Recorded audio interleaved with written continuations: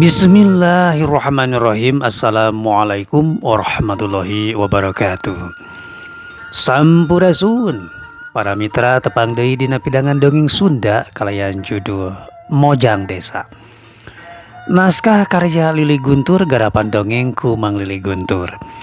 Salam baktos kanggo mitra dangu anu tetep satia stay tune di ieu channel, mudah-mudahan sadayana sehat walafiat. Amin. Mitra hanca garapan anu katunda dina episode ke-18 teh nalika dugika sedengkeun harita di tempat sejen nyaeta di imahna si Abah. Sabadareng saya ngalaksanakeun kegiatan rutin magrib mengaji, Lilis mah harita teh langsung ngoloyoh ka kamar. Basana teu kuat cenah tunduh ari si Abah jeung Anwar terus ngalobrol nuluykeun hanca obrolan tadi beurang ngeunaan Mang Ubed.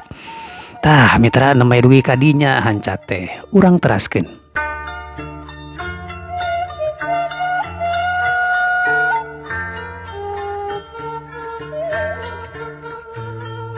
Si Abah nyarita ka Anwar yen belasan tahun ka tukang kadatangan saurang lalaki pangawakan langkonyang begang buuk jabrig pakaian belel kuleuheuk.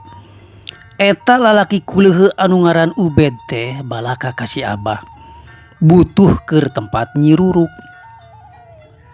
Inya ngaku urang pakidulan. Nyaho ti mana pakidulanana seu ngajelaskeun. Cenah mah datangna ka dieu teh sejak turun gunung rek ngamalkeun ilmu. Si Abah nyaritana eureun heula sakedapan.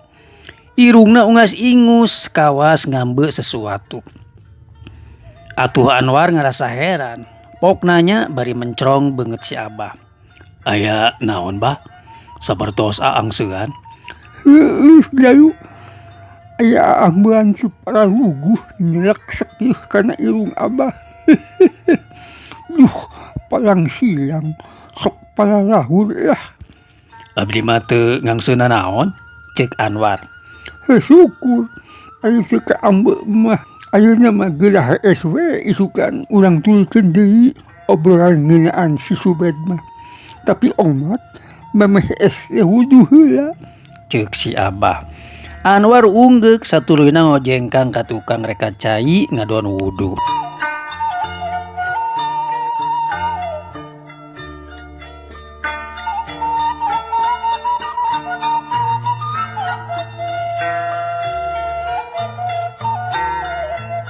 Peuting beuki jempling di luhur langit bulan rumek.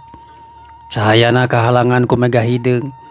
Angin peuting ngahiliwir lirih nebak dangdaunan, pucukna pating aroyag. Sora manuk jurig kadenge patembalan, kayaning bueuk, koreak, kaak jeung tueuh. Mata keueung nu borangan.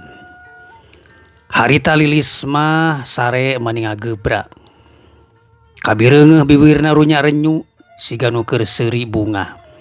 Tayohna Lilis teh keur ngimpi. Ngimpi ulin jeung Mang Ubed ka hiji tempat anu kawilang hara-haraeun. Lilis leumpang paduduaan jeung Mang Ubed ngambah jalan satapak anu kenca katuhuna rajeg ku kakayon. Jajalaneun teh sakapeung nyorang tanjakan, sakapeung manggih pudunan. Anak pareng nyorang tanjakan meh bae Lilis mopo. Amekanana ngahegak antukna ku Mang Ubed dituyun leumpang silih tungtun. Anjog ka hiji patempatan duanana reureuh. Handapeun tangkal kai anu geus janggotan. Nandakeun eta tangkal kai teh umurna geus kolot. Nahun da eta we diameterna oge 2 tikeleun awak munding. Akarna nyaliara. Handapeun tangkal kai teh gorowong siga liang. Lebarna sapaseun awak jelema dewasa. Remet ku akar siga guha. Cenah mah eta liang akar teh sok dipake panayogean. Sedengkeun si Abah ti satu tasna ngobrol jeung Anwar can rek sare. Pirajeunan ngaloho ka kamar Lilis, ana breh teh Lilis keur ngagebra tibra. Simutna ngabuliklak mireungeuh kayaan kitu si Abah gogodeg. Baku budak teh. Ari hees teh sok lelewo deh. Gerentes sate si Abah bari bus ka kamar. Katayap top kana simbut tuluy dirungkupkeun kana awak Lilis. Basa si Abah ngaleos keluar ti kamar. Lilis ngulisik beunta. Sakedapan manehna ngahuleng ngumpulkeun pangacian. Satuluyna Lilis inget mana horeng manehna teh keur ngimpi basa tadi awakna ku si Abah disimbutan teh.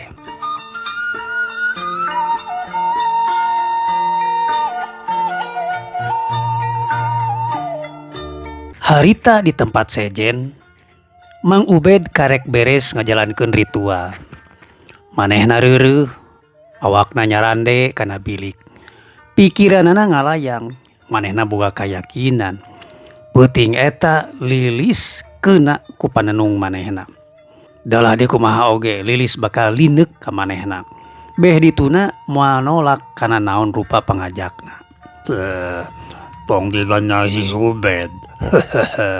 Najan boga banget goreng patut oge. Soal kawewe mah moal ngengken. Kitu gerentes hatena. Geus kitu mah dug bae Mang Ubed sare gigireun budakna nu awewe. Sedengkeun pamajikanana nyompok di juru. Ti tadi sare tibra kadenge sora kerekna nyegrek. Kawan tu capek sapopoe tas ngineu mulung rongsokan. Isuk-isuk sora manuk ricit luhureun dahan kai. Lilis geus saged dangdan rek indit sakola. Dijajabkeun ku Anwar.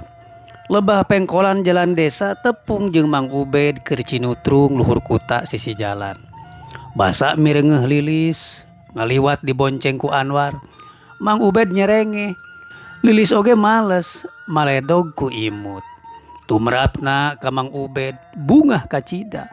Geus kitu maleos deui manehna ngincid balik ka saungna. Demi Lilis sadatangna ka sakola langsung muru ka kelas. Kasampak Imas keur diuk. Atuh gek Lilis oge diuk gigireunana. Jam pelajaran kahiji, guruna teu hadir. Kabeneran cuy? Ceuk Imas. Ih, nabat kebeneran. Ya soalna ikut teu ngerjakeun PR. Da eta kamu mah balas chattingan. Enggak lah ya. Chattingan jeung saha barina oge. Eke mah teu boga teman spesial. Mas, penting aku ngimpi. You know, ngimpi naon, Lis? Ngimpi nu seru-seru? Apa ngimpi pikasieun? Pok Lilis nyaritakeun impianana ka Imas. Ih, serunya. Kawasna eta tempat anu digambarkeun dina impian kamu teh pasti bagus, resep. Hayang ulin kadinya. Kadinya ka mana ari kamu? Nya ka tempat anu diceritakeun dina impian bieu. Nya, tapi di mananya? Lilis ngahuleng. Anu ngalobro tambah pogot teu karasa waktu oge terus nyerelek. Teu kungsi lila bae disada nanakeun jam pelajaran kahiji lekasan. Atuh Lilis jeung Imas eureun ngobrolna bareng jeung kurunyungna guru ka jero kelas.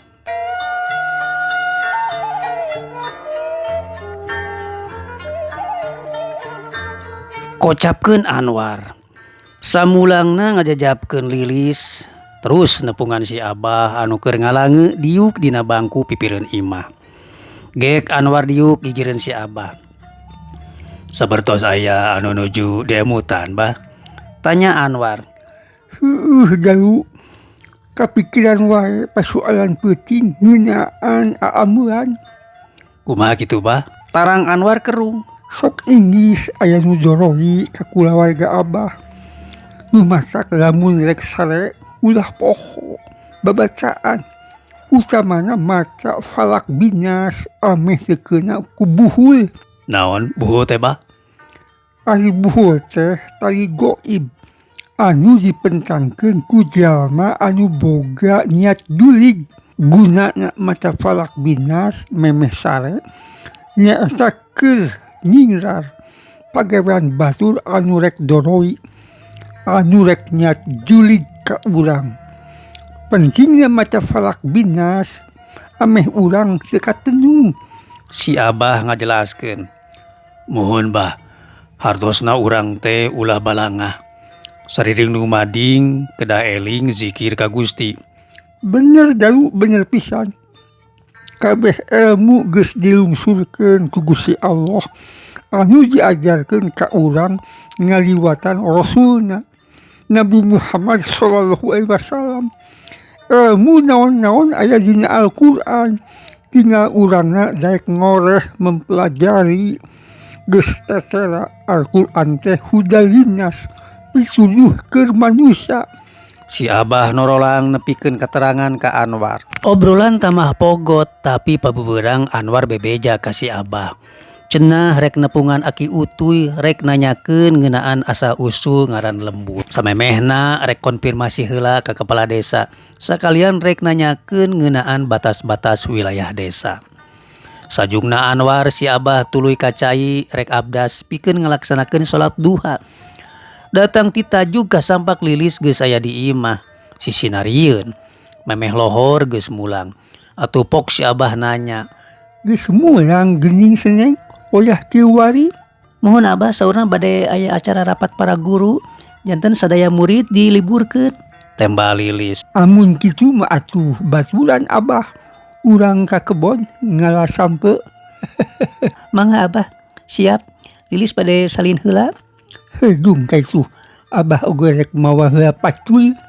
Tekung si Lila duanana arinit ka kebon laleumpang. Lilis ngicrik tukangeun si Abah. Para mitra hanya kehabisan. Waktosna kasengker ku durasi cag dongeng Sunda Lili Guntur urang cekapkeun duwi ka dieu. Insyaallah tepang deui dina channel anu sami. Salam baktos permios. Assalamualaikum warahmatullahi wabarakatuh.